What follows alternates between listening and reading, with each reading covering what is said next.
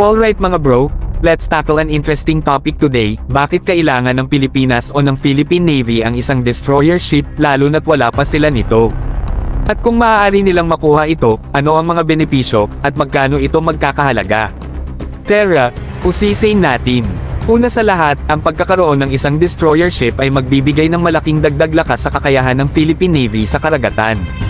Ang mga barkong ito ay puno ng mga armas at teknolohiyang dekalidad, kaya't perpekto sila para sa pagprotekta sa ating mga teritorial na tubig at depensahan laban sa mga potensyal na banta. Ang isang destroyer ay magbibigay sa Pilipinas ng isang makapangyarihang presensya sa rehiyon, na nagpapalakas sa ating kakayahan na mag-conduct ng mga maritime patrol, surveillance, at anti-submarine warfare operations. Ito rin ay magiging isang deterrent sa anumang mga nagbabantang aktor na nais maghamon sa ating soberanya. Ang pagkuha ng isang destroyer ship ay hindi lamang magpapalakas sa ating pambansang seguridad kundi magpapalakas din sa ating mga ugnayan sa depensa sa iba't ibang bansa. Sa pamamagitan ng pag-invest sa modernong mga asset sa pandagat, ipinapakita natin ang ating commitment sa regional stability at security cooperation, kumukuha ng respeto at suporta mula sa ating mga kaalyado. Tiyak, ang halaga ng pagkuha ng isang destroyer ship ay malaki, umaabot sa bilyon-bilyong piso.